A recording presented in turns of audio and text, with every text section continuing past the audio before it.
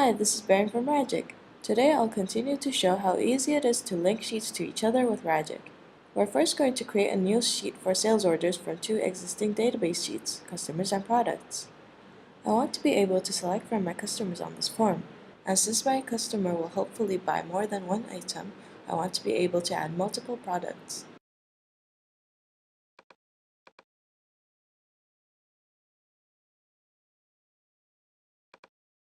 The first thing I want to do is to add a couple fields that will identify my sales order forms, a sales order number that will automatically generate a number in sequence, and a sales order date defaulted to the data entry date.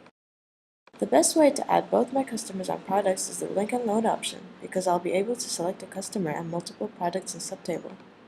Make sure that the link field you are using is always an identifying field for any type of information you would like to link. All my other fields are loaded fields, and they'll populate when I select a customer.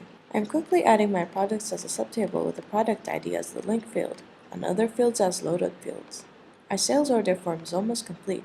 I'm just going to add a field to calculate the total price of our products.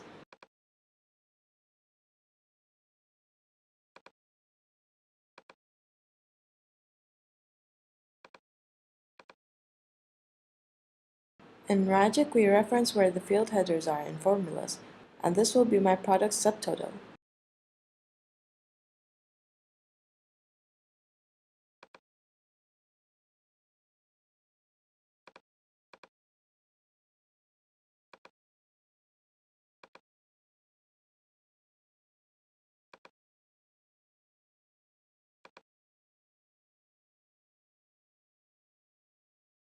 And here we are!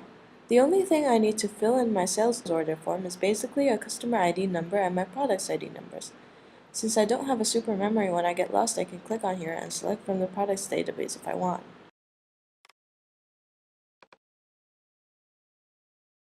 So what happens when I have too many sales orders and I have to look for a customer's past records? Obviously I can filter my sales orders, but it's also going to be useful for me to add a reference list of sales orders placed in the past for my customers. I can use the method show references from existing sheets, because I select one of my customers while filling the form, so I already have a reference.